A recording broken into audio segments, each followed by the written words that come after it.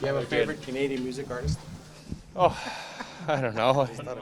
I mean, I think Drake's pretty popular. I want to ask you about learning some of those lessons that you guys did in Toronto. Like, you guys played such a good game and it all unraveled in 3 games. That's Sorry. just is that just something a lesson we learned, move forward and go on with that, I think? Yeah, I think over the course of the road trip, we played against a bunch of really good teams.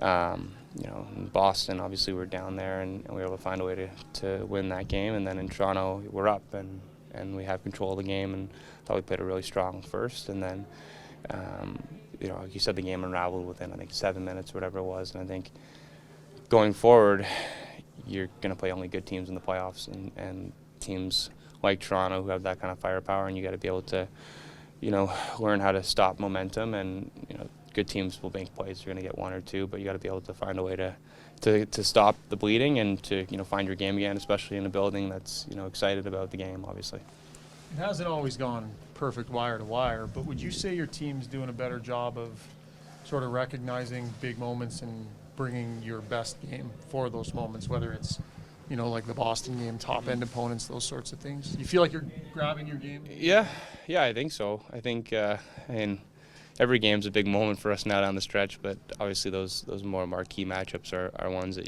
are easier to get up for, and they're fun ones, right? But like I said, the division's open, obviously, and you got a bunch of teams vying for only 8 spots, so we have to be one of those teams, and every game's a big one. Zach, I wanted to ask you about Saturday night after the loss. That media request got changed up by the players. Were you part of that process, and what kind of message that sent in the group? Yeah. I was already on the board to do media, but I think we were in the room after the game, and obviously it wasn't a game that we were happy with through and through, and obviously hockey's a game full of mistakes, and I think just the leadership group felt like it was our responsibility to go out there and talk about the game. You don't want to key in on certain mistakes or certain players because it happens all the time, and obviously on a Saturday night it gets magnified, and that was it was just another game. We have 82 games and those things happen, and I think the leadership group just wanted to get in front of that one. Was that the message to those young guys? Mistakes are going to happen. Like it unfortunately, it was back to back type thing. Mistakes that kind of cost you, but you just got to learn from those mistakes.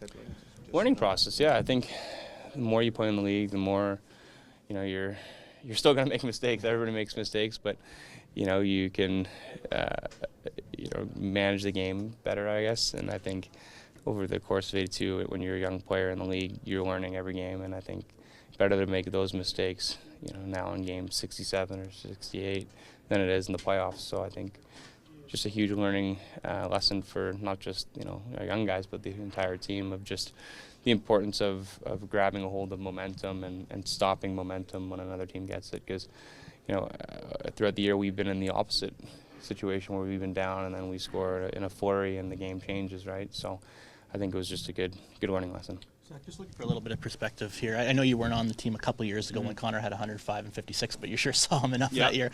How would you compare those 2 years, this one to the one? In the COVID year? Yeah, that's right. Oh, I mean, it's a harder one for me, like you said, just because I wasn't a part of the team, so I didn't see it firsthand other than the 9 games or whatever we played against them. So I can just speak from year to year. I think he just tries to elevate his game and get better, and I think his point totals have gone up every year, or if I'm not mistaken, or something like that. And I don't think points are necessarily a direct correlation to how good you are, how much better you're getting. I think his overall game, since he got in the league, is to now, and he's not just a scorer. He does everything out there. He's penalty killing this year, whereas last year he wasn't as much, and now he's taking a prime role in that too. So I just think overall, face-offs, everything, like he's driving the bus and he's doing it, every year, and he's getting better at it.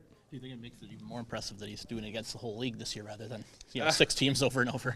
Yeah, I don't know. People like to make a big deal out of just the Canadian division or whatever division you were in, and it's impossible to measure them up against each other and what league was harder or whatever it was. I mean, Montreal was the 4th seed in our division and they made the finals, right? So